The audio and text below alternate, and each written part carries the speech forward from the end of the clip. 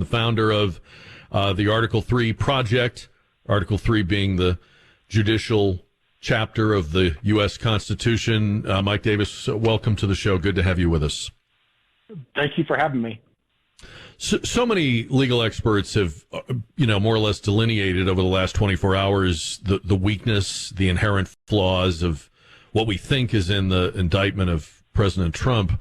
What do you think the purpose of bringing an indictment would be if you knew you were bringing one that was, really a legal Hail Mary pass?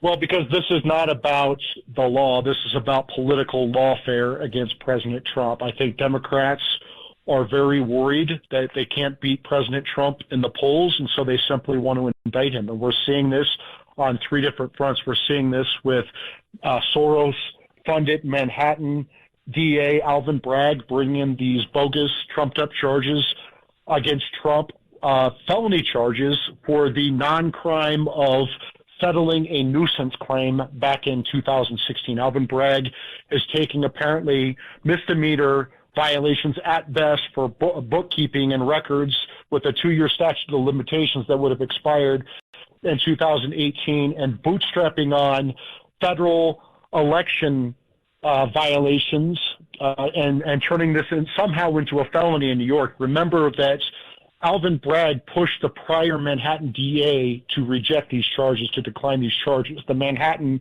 U.S. attorney declined these charges. The Federal Election Commission declined these charges. And then all of a sudden, George Soros runs for office, takes $1 million. Alvin Bragg runs for office, takes $1 million from George Soros, and voila, we have these political charges against Trump. The second front is Garland's special counsel, Jack Smith, is looking at two fronts: the non-crime of President Trump having his presidential records in the office of former president in Mar-a-Lago, which is allowed by the Presidential Records Act. And then the second part is that the Jack Smith and also Fannie Willis, Fulton County DA Fannie Willis, Democrat, down in Georgia, they're both investigating as President Trump's objection to the presidential election, which is expressly permitted by the Electoral Counts of 1887, and it's also allowed by the First Amendment to our Constitution. These are bogus charges. They're all three of them are bogus investigations.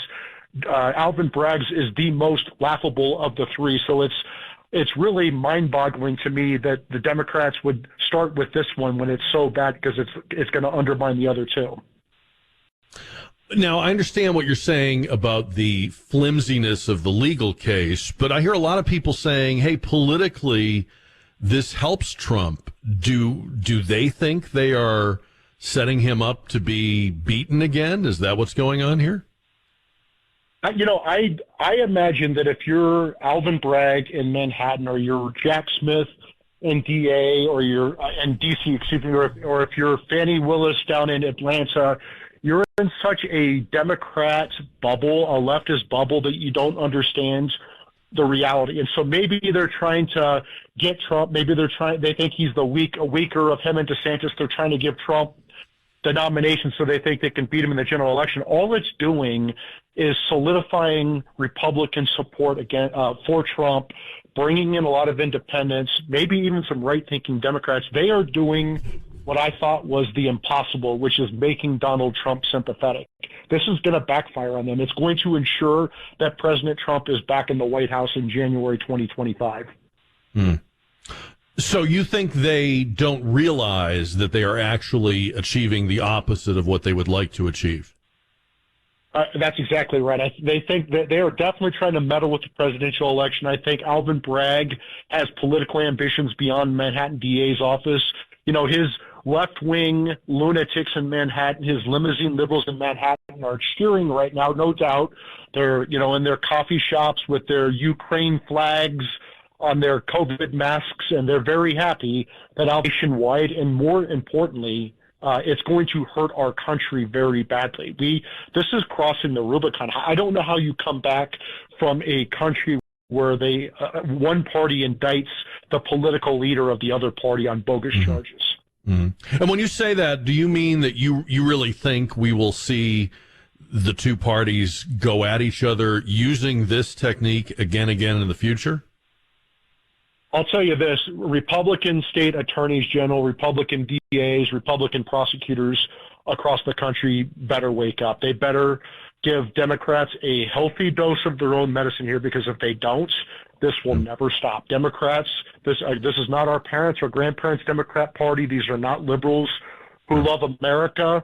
These are leftists. They hate America. They're Marxists. They don't believe in equality. They believe in equity. They don't believe in free speech. They believe in censorship. They don't believe in due process. They believe in Me Too and get Trump. They only understand and appreciate power. So if we don't give them a healthy dose of their own medicine here, this will never stop. I always say 2 wrongs don't make it right, but it makes it even. So I hope these Republicans, if Hunter Biden or Joe Biden or James Biden step foot in Texas or Florida or Oklahoma or any other red state when they were doing their shady, corrupt, illegal foreign dealings with China and Ukraine,